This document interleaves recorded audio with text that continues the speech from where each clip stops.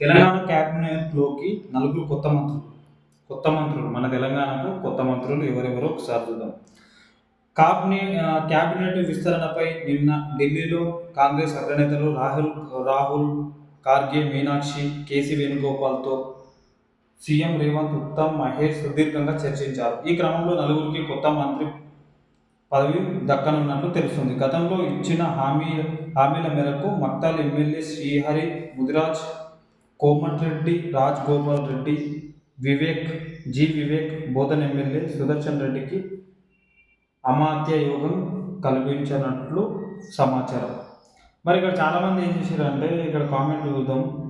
అయితే క్యాబినెట్లోకి నలుగురు కొత్త మంత్రులు తీసుకున్నారు కదా, వీళ్ళ మీద కామెంట్లు ఏమేమి వచ్చినాయి అనేది మనం చూద్దాం. రాజగోపాల్ రెడ్డికి మంత్రి పదవి ఎందుకు ఇచ్చారు? ఏ గలీజ్ మాటలు ఉన్నాయి. మక్తల్ ఎమ్మెల్యే అదృష్టవంతుడు. ఓకే, మొత్తం రెడ్లే. పార్టీ లైన్ దాటిన వాడు వివేక్, వాడికి అవసరం లేదు మంత్రి పదవి. ఇంకెంతమంది రెడ్డిలు?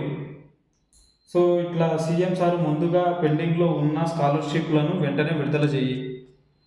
వివేక్కి, రాజగోపాల్ రెడ్డికి ఇవ్వాల్సిన పని లేదు. వీళ్ళు అంత జంపింగ్ జపాంగ్ అంట. సో ఇక మీ కామెంట్ ఏందో తెలియజేయండి ఈ వీడియోలో.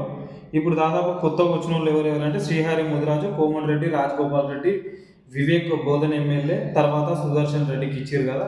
సో మీ మీరేమనుకుంటారో అది కామెంట్ రూపంలో తెలియజేయండి.